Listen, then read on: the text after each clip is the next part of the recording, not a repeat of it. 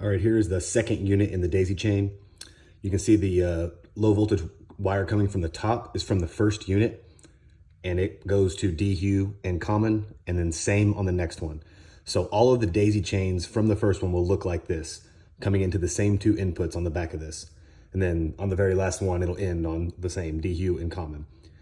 So this will be all the other ones besides the very first one in the sequence in flower. And then there's only one unit in the veg room and one unit in the dry room. So those will just have the wire coming from the Trollmaster module to DHU and 24 volt.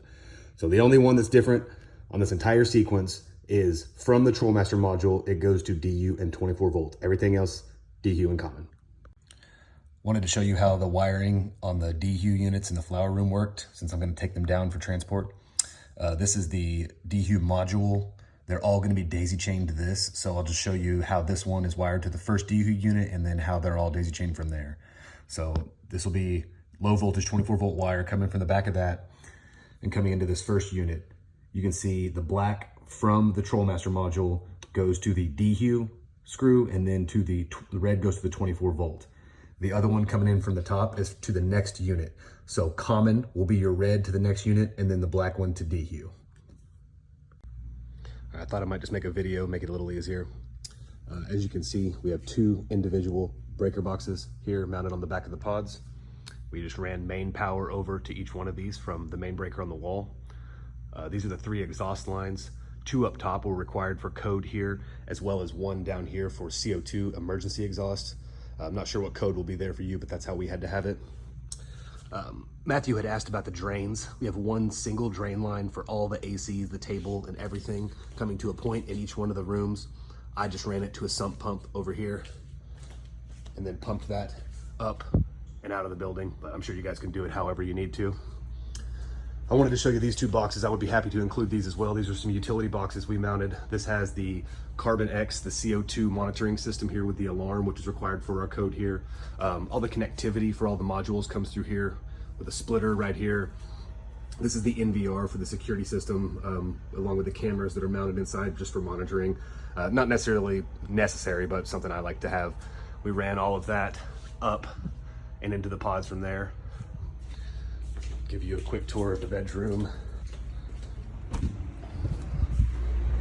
Double stacked racks here, 2x4, 6 on top level and 6 on the bottom level. So you have 24 foot of bay in each level. Clone rack here for doing your cloning. And this, we ran our mother plants over here. You can see I have an irrigation line ran to that, as well as irrigation lines all along the bottom and the top. You can disperse out there however you'd like to.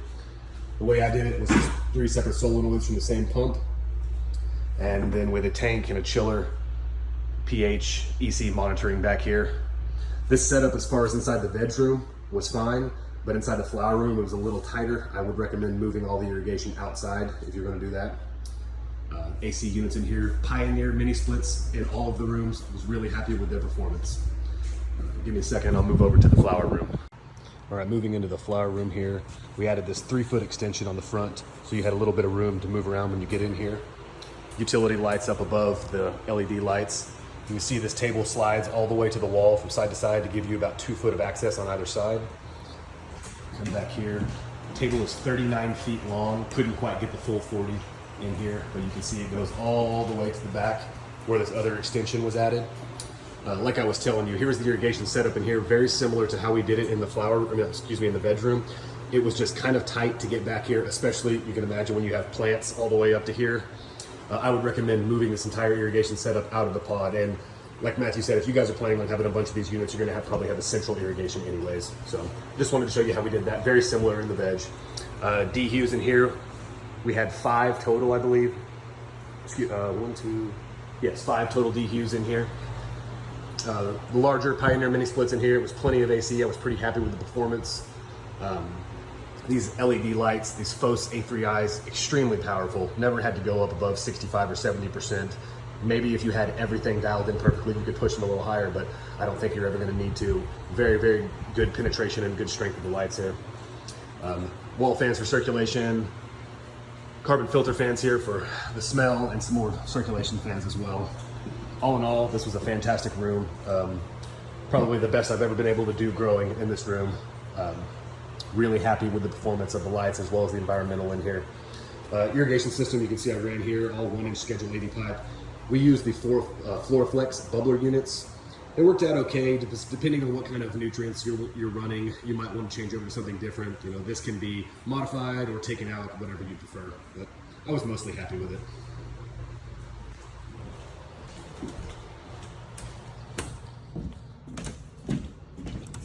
And then this is the dry cure room in here, 15 foot deep. You can see we've got a couple of carbon filters in there, an exhaust, DVU, and an AC. You know, nothing fancy in here, but it did its job. It'll keep the temperature down in here to around low 60s, 62, 61. And we kept it about 55% humidity in here during dry. A couple of fans on the wall for circulation. Also, you can see we have this deck that we built out here. We had to have this for ADA compliance for Oklahoma City. We built it all the way around because the doors were 6 inches off the floor here. This can be included with this handicap ramp as well. This can be included if you guys would like it. If not, we're probably just gonna junk it. Anyways, man, let me know if you have any more questions at all, and I'll talk to you later on.